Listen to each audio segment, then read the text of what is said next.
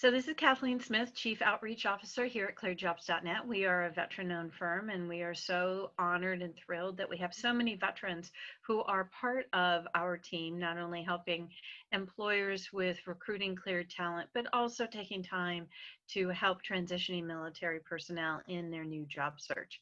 So we're joined today by Sara McMurrough. So how can transitioning military personnel determine what they should make as a civilian? That's a really interesting question and really a loaded question.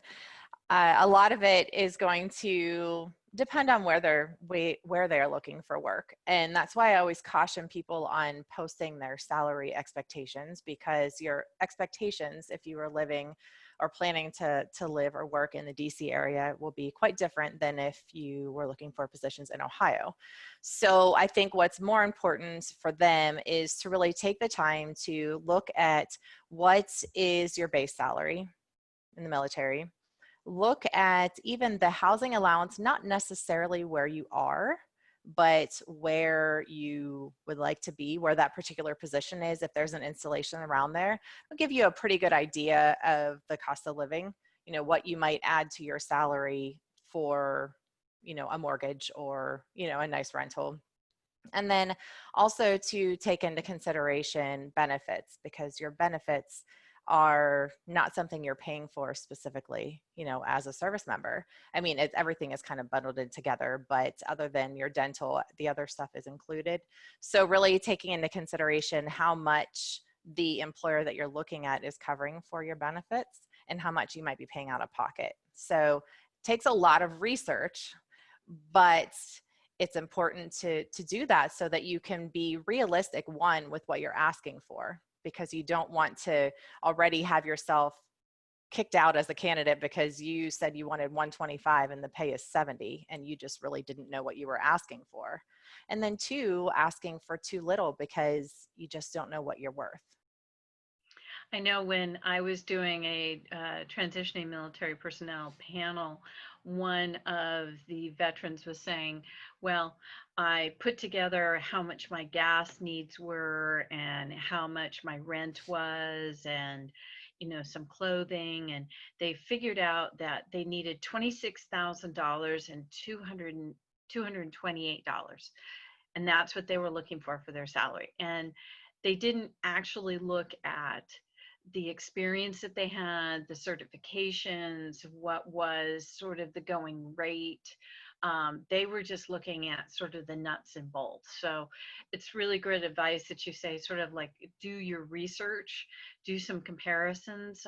Salary.com and a variety of others do have a variety of comparisons as far as salaries are concerned. So be sure that when you're going into the salary negotiation, understanding all of those particulars. So, Sara, when someone is receiving an offer, how should they counter that offer, and what are some of the tips that they should follow in negotiating and countering a job offer?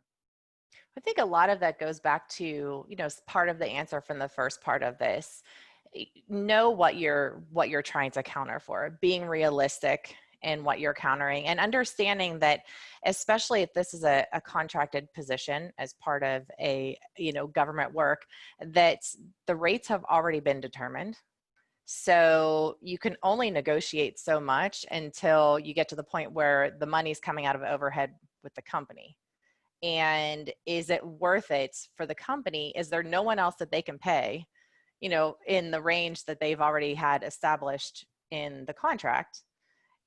Is there no one else that can accept the position in that range? Well, then maybe they might be willing to take some overhead costs in paying the salary. But otherwise, I think, again, it's just being educated. I mean, there's the worst that the employer can say is no. But again, if you price yourself out so much and they think, man, are they really educated on this? Or are they just countering for the sake of countering because someone told them once that they should just counter?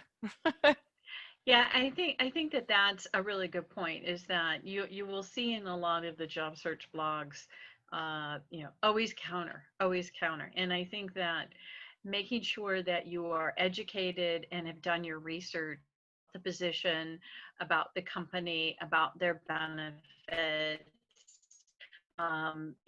and making sure that you understand that people aren't really trying to gyp you out of their salary. As you pointed out, Sarah, there are light labor categories that are pretty much already set, and there are some costs that are already set within the salary negotiation. So these all have been really great points. So Sarah, I so appreciate your time today talking about salary negotiation.